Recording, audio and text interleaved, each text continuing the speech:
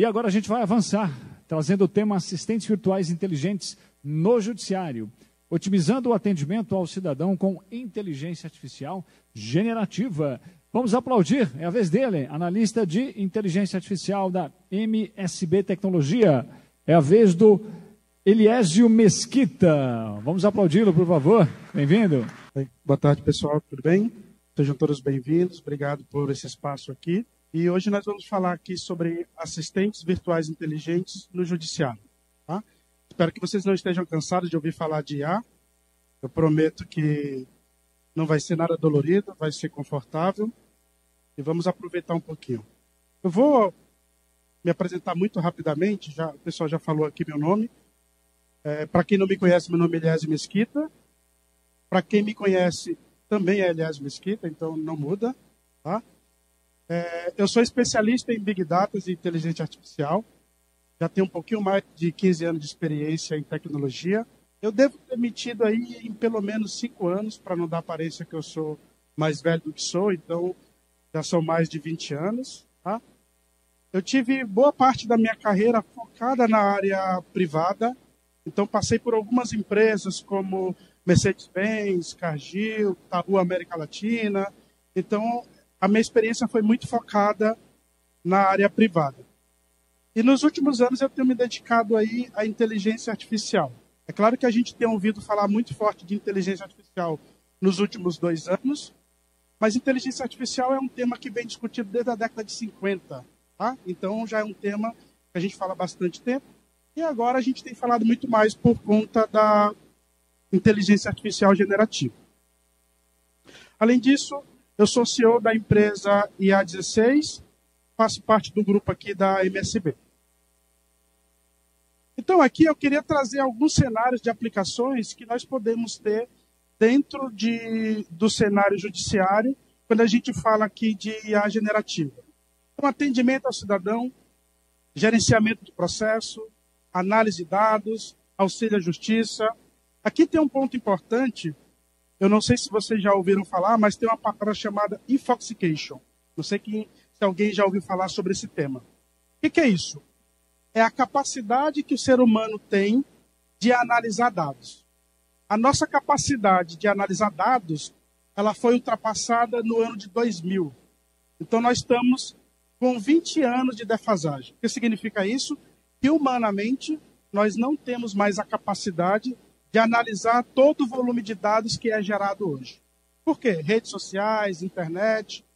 Se vocês forem observar e dar uma olhada na história, mais ou menos nos anos 2000 foi quando, de fato, a gente começou a ter um boom da internet. Ela foi um pouco antes, mas em 2000 ela estava, de fato, consolidada no Brasil. Tá? Então, o que acontece? A inteligência artificial ela tem um poder muito forte de ajudar a gente na parte de análise de dados. Então, quando você fala em Big Data e Analytics, você está falando a parte de Analytics de inteligência artificial. Tá? Então, aqui são alguns temas que nós podemos ter aqui dentro do setor jurídico. E aqui, tudo isso que a gente está falando, de atendimento ao cidadão, gerenciamento de processos, análise de dados, auxílio à justiça, eu estou falando de usar todos esses serviços com inteligência artificial generativa. No final, eu vou trazer um exemplo para vocês aqui, prático, que nós criamos. Tá? Alguns benefícios que a gente tem aqui com atendimento através da IA generativa. Primeiro, disponibilidade 24/7. Cara, o cidadão, ele não tem uma data, uma hora estabelecida para ele ter dúvida.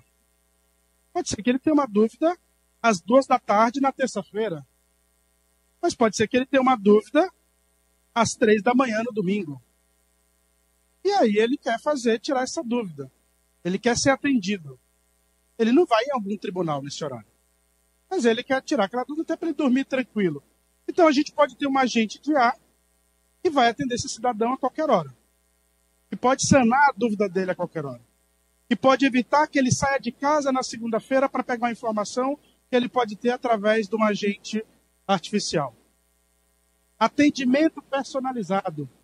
Eu vou trazer um conceito para vocês aqui, que a gente emplacou no nosso agente, que é a linguagem simplificada. É como eu consigo atender o cidadão, trazendo informações do contexto jurídico, mas de uma forma que ele consiga entender, sem ele ter um jargão muito técnico. Então, nós conseguimos trazer agentes de atendimento com a personalização. A gente pega todos aqueles termos que estão dentro do processo jurídico e transformamos ele numa linguagem que aquele cidadão, de fato, consiga entender o que está descrito naquele projeto. Redução do tempo de espera. O nosso agente inteligente não tem fila. Então, o tempo de espera para esse cidadão ser atendido é muito menor. Em todos os aspectos. Estou falando de fila física, mas o tempo de resposta é muito fácil quando a gente tem aqui um agente de atendimento artificial. Nós temos alguns desafios, né? Nós sabemos que temos alguns desafios. Então, a primeira é ter profissionais qualificados. E aí nós estamos dando um grande passo quando nós participamos do evento desse aqui, quando nós ouvimos palestra como essa, nós estamos buscando qualificação. Estamos buscando entender o que aquilo pode nos ajudar no dia a dia. Mas esse é um desafio. E esse é um desafio no contexto brasileiro, tá? A gente tem muito problema de êxodo de profissionais para trabalhar para fora, com o conceito do trabalho remoto, muitos profissionais estão trabalhando para empresas de fora do país. Então, essa é uma dificuldade que a gente enfrenta. De ter profissionais qualificados, tanto com conhecimento quanto na quantidade, achar profissionais realmente que possam nos atender. Segurança e privacidade. Esse é um tema também que é um desafio que a gente tem que estar sempre atento. Nós temos a Lei Geral de Proteção de Dados. Então, a gente precisa estar atento na hora que a gente for criar o nosso agente, estar atento para isso. Então, eu não estou ferindo nenhum processo da lei, nenhuma regra da lei. Transparência e explicabilidade. O ser explicativo é aquilo que eu acabei de falar para vocês. Uma linguagem simples, que o cidadão consiga entender, que ele consiga tirar as dúvidas dele. Tá? Integração com os sistemas existentes. Isso é muito importante. Então, tem um conceito, eu não quero entrar em termos muito técnicos aqui, mas tem um conceito que tecnologia é muito utilizado, que é a API. Então, nós criamos os nossos agentes para eles se integrar com as aplicações já existentes dentro dos tribunais ou em qualquer órgão público. Tá? Imagina assim, se eu preciso dar uma resposta para o cidadão sobre um determinado processo, eu preciso me integrar com o sistema daquele tribunal para que ele tenha acesso àquele processo. Então, a gente faz a integração. Existe um conceito em IA que chama RAG, que é você utilizar a integração do seu agente de IA com dados internos para você treinar o modelo com dado interno. Tá? O nome técnico aqui chama RAG. Tá? Aí tem outros termos, como os bancos de dados vetoriais, uma série de temas que vale a pena uma conversa depois. Tá? E qual que tem de impacto quando eu tenho um atendimento virtual com inteligência artificial generativa? Talvez vocês já tenham sido atendidos em algum site, de alguma empresa, por um chatbot. E talvez vocês tenham ficado no desespero, assim como eu fiquei, de querer ser atendido por humano, porque ele tinha 3 opções, aperte o botão A, aperte o botão B, você não conseguia sair daquilo, e ficava uma... Aqui não. A gente consegue agora integrar com o chatbot, mas agora o chatbot ficou inteligente. Porque antes o chatbot ele não era muito inteligente. Ele só trazia respostas muito bem pré-programadas. Se você não tivesse uma programação muito detalhada, ele não conseguia trazer resposta. E ele não conseguia ir para nenhum fluxo, ele não tinha fluxo de decisão. Quando você trabalha com inteligência artificial generativa, você passa a ter processos de decisão. Né? Nós tivemos o João Ataíde falando aí de engenharia de prompt, e ele falou do conceito de ele ser assertivo na hora que você monta o teu processo de engenharia de prompt. É isso. Ela vai te ajudar a que você tenha um agente de fato inteligente. Tá? Respostas personalizadas, dedicadas àquele cidadão. Tá? E conteúdo informativo. Então, são alguns dos impactos que a gente tem. E aqui eu trouxe alguns casos de uso que nós podemos ter dentro do cenário. Tá? Informações sobre processos, agendamento de consulta, orientação sobre procedimentos. Isso aqui provavelmente são temas do dia a dia de vocês. Provavelmente tem algum cidadão batendo lá em algum tribunal, chamando algum WhatsApp, mandando algum e-mail, consultando algum site, querendo saber informações sobre o processo dele. E muitas vezes, esse cidadão não sabe por onde começar a buscar essa informação. Ele não tem ideia.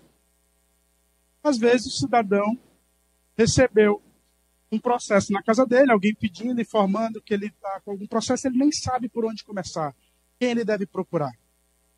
Então, a gente consegue criar agentes inteligentes para dar informações sobre o processo de maneira muito prática, muito eficiente e com a linguagem simplificada. Agendamento de consulta. Às vezes, o cidadão vai no Ministério Público, por exemplo, e ele sequer tem o conhecimento que ele tem direito a um defensor público. Ele não tem esse conhecimento. A gente consegue dar essa informação para ele através do agente inteligente. A gente consegue agendar consulta, um agendamento com alguém do tribunal para atender ele, para esclarecer ele, para dizer quais são os direitos que ele tem. Podemos, inclusive, já informar tudo isso através do agente e deixar a agenda só para ele falar diretamente sobre o caso dele. Orientações sobre os procedimentos. Como é que está meu processo? Como é que eu consigo ver o andamento? Minha foi remarcada? Teve alguma coisa de novidade? A gente consegue fazer tudo isso através dos agentes. Além dos desafios que a gente falou ali de proteção de dados, a gente tem alguns desafios éticos. Imparcialidade, proteção, transparência, interação humana. Eu consigo fazer meu agente atender o usuário, mas eu consigo também fazer, por exemplo, a transferência para o humano, se for o caso, né? Então, eu consigo manter essa interação. Proteção de dados, Lei Geral de Proteção de Dados. Eu estava conversando ontem com as meninas que passaram ali no nosso stand. A discussão foi como é que a pessoa vai solicitar o acesso a um processo, mas esse processo não foi aberto para qualquer pessoa. Naomi, ali a Naomi, eu acabei de ver ela. Eu estava explicando para ela. A gente vai garantir a proteção de dados com alguns critérios. Ele vai precisar, talvez, ter o número do processo. Talvez ele precise ter uma senha para ele ter acesso a esse processo. Talvez ele precise ter uma palavra-chave para ele ter acesso a esse processo. A gente precisa garantir essa proteção de dados de alguma maneira. E eu falei para vocês mais cedo que a gente integra tudo isso com as aplicações internas, através de chamada de API. Então a gente cria uma camada de proteção, uma camada de autenticação para garantir a proteção desse dado. E aí, como conclusão, próximos passos, pensa numa estratégia de um projeto, né, um planejamento, rodar um processo piloto, treinamento, capacitação, monitoramento, avaliação. Eu trouxe alguns exemplos que a gente precisa pensar quando a gente estiver iniciando um projeto de inteligência artificial. Tá? Então, eu vou fazer um planejamento baseado no problema que eu quero resolver. Eu vou começar provavelmente com um projeto piloto para testar, validar. Treinamento e capacitação. Essa parte de treinamento é muito interessante, porque nós vamos treinar os funcionários que vão lidar com aquilo, mas é importante que a gente treine também o modelo do agente. O modelo ele precisa ser treinado para que ele consiga responder adequadamente àquele cenário de uso. Tá? Então, esse treinamento ele é muito mais amplo do que simplesmente treinar pessoas. E avaliação e monitoramento. Existe um conceito que a gente fala em inteligência artificial, que é calibrar ou recalibrar o modelo. O que é isso? Com o passar do tempo, aquele modelo vai perdendo o que nós chamamos de acurácia. Significa o quê? Eu preciso sempre treinar aquele modelo. Por quê? Porque os dados eles vão sendo incrementados ao longo do tempo. Hoje tem 1000 processos. Amanhã tem 2000, 3000, 4000. Então ele vai sendo retreinado para que ele consiga responder adequadamente. Tá? E fala que é monitorar continuamente o desempenho do sistema. Então a gente vai garantir que esse sistema esteja sempre alimentado e calibrado. E aí vamos à demonstração. Nós trouxemos alguns prints aqui de uma agente que nós criamos. Nós sofremos da síndrome do Bill Gates, que dá a tela azul. E aí nós trouxemos alguns prints aqui para correr riscos. Quem trabalha em TI sabe como isso funciona. Então vamos evitar riscos e vexames. Aqui um pouquinho da arquitetura. Uma arquitetura mais alto nível, né? Só para que a gente tenha uma ideia de como que nós integramos esse nosso agente. Então nós temos aqui o cidadão. Ele vai usar 2 canais aqui, que eu usei basicamente. Um web, um site normal, onde eu vou integrar o meu agente num canal que eu já tenha dentro da empresa, dentro da instituição. Eu já tenho o portal do tribunal. Então a gente pega lá e conecta o agente com esse portal já existente. E a gente pode conectar também, por exemplo, com o WhatsApp. E aí, o que acontece aqui? Eu não preciso criar um novo aplicativo, pedir para o cidadão baixar aquele aplicativo no celular dele. É um aplicativo a mais. Então, o que a gente faz? A gente conecta com um canal que todo mundo usa, o WhatsApp. Tá? E aí, depois, nós temos a nossa plataforma de chat, que é o RockChat. Aqui é como nós montamos a nossa arquitetura. Tá?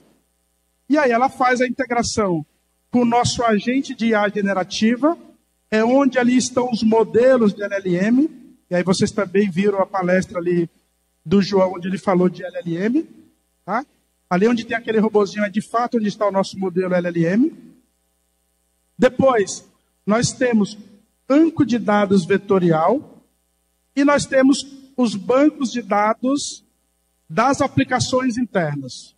E aí, quando eu falo um banco de dados aqui, gente, pode ser desde banco de dados tradicionais, MySQL, SQL Server, Oracle, qualquer banco seja, mas pode ser um ambiente de Big Data, por exemplo.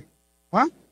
E aí nós temos um novo conceito de banco de dados, que não é tão novo assim, mas que ele está ganhando muita notoriedade agora quando a gente fala de inteligência artificial generativa, os bancos de dados vetoriais. Tá?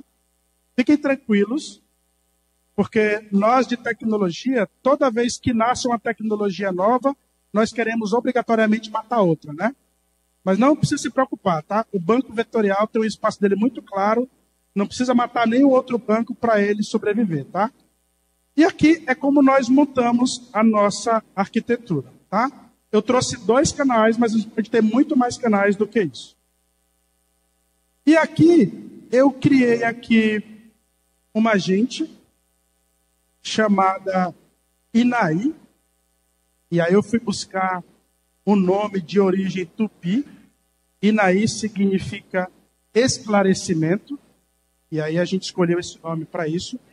E aqui ela se apresenta, ela diz que ela trabalha no Tribunal de Justiça MSB, e aí ela faz um atendimento básico ali ao cidadão. Pergunta o nome dele, por acaso o cidadão sou eu. E aí ela perguntou aqui, esse agente aqui, só para que vocês tenham ideia, ele tem a responsabilidade exclusiva de dar informações sobre processos. Tá?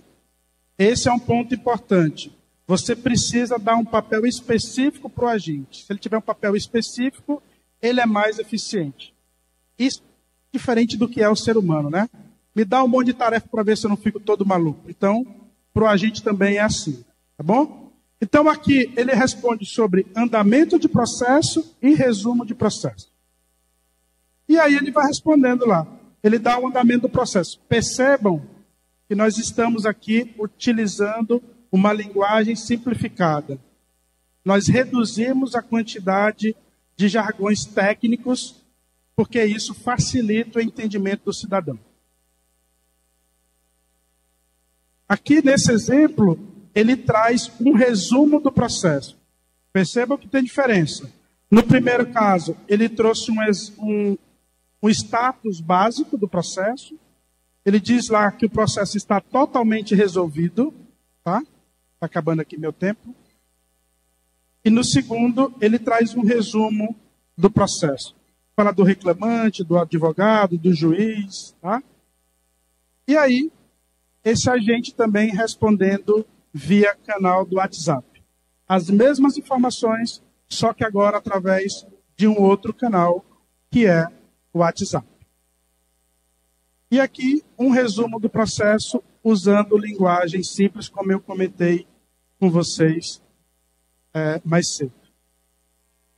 E aí, dúvidas e perguntas, nós estamos no stand da MSB, não temos mais sacolinhas, mas podem passar lá que temos informações para passar para vocês. Muito obrigado e vejo vocês na próxima.